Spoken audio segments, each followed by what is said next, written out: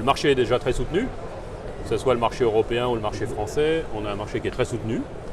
Et puis Renault Trucks, on est plutôt en performance, puisque vous savez qu'en 2017, on a augmenté nos parts de marché de manière importante, aussi bien sur le marché européen que sur le marché français. Et donc on continue à se développer de la même manière sur 2018. Et donc nos usines aujourd'hui, elles travaillent à fond, hein. On exploite nos usines au maximum pour pouvoir livrer les véhicules et pouvoir satisfaire nos clients. C'est des ventes essentiellement en Euro 6? Alors en Euro 6 bien sûr, marché européen et marché français. Sur le marché international, c'est un peu plus compliqué. Vous savez que l'Afrique fonctionne très très bien. On a de très bons retours en Afrique, on a de très bons volumes en Afrique.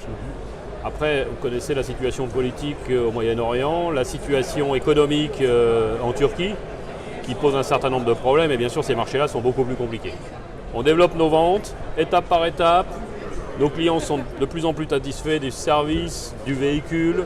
Et puis on investit aussi dans le futur, comme vous pouvez le voir derrière moi, avec la gamme Z2, qui est notre gamme électrique. Ce qui est important de savoir, c'est que l'électrique, ce n'est pas quelque chose de nouveau chez Renault Trucks. On a, depuis 10 ans, on a commercialisé des véhicules électriques. À petite échelle, bien sûr, mais c'est important, ça a été important pour nous parce que ça nous a permis d'apprendre beaucoup de ce marché, de cette technologie-là, avec nos clients, avec nos partenaires concessionnaires, et puis bien sûr apprendre aussi la technologie et l'impact de la technologie sur le business des clients. Ça, c'était important sur ces 10 années. Et puis là, en 2019, on arrive avec une nouvelle génération de véhicules électriques, et on va avoir une gamme qui va commencer à 3 tonnes 1 jusqu'à 26 tonnes. Et cette gamme va s'appeler Z2, c'est notre gamme électrique. Et donc on a une gamme complète maintenant jusqu'à 26 tonnes de véhicules électriques qui seront sur le marché en 2019. C'est pour un marché plus urbain, local? Alors c'est bien sûr pour un marché plutôt urbain. On a, sur un véhicule comme celui-ci, on a une autonomie de 300 km. Donc ce qui permet quand même de répondre à beaucoup de demandes urbaines de la part de nos clients. Donc on a une bonne couverture des besoins. Alors aujourd'hui, on n'a pas intégré de système hydrogène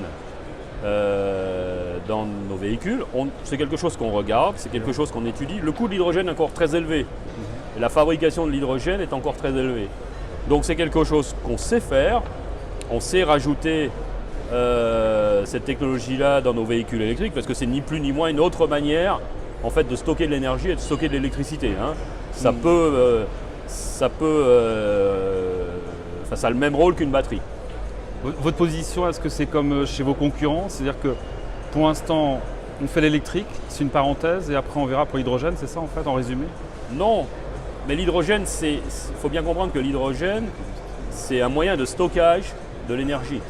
Donc aujourd'hui, on a des véhicules électriques, on part avec des batteries, et puis on est en train de regarder ce qui est possible de faire avec l'hydrogène, mais encore une fois, les coûts de l'hydrogène sont encore très très élevés.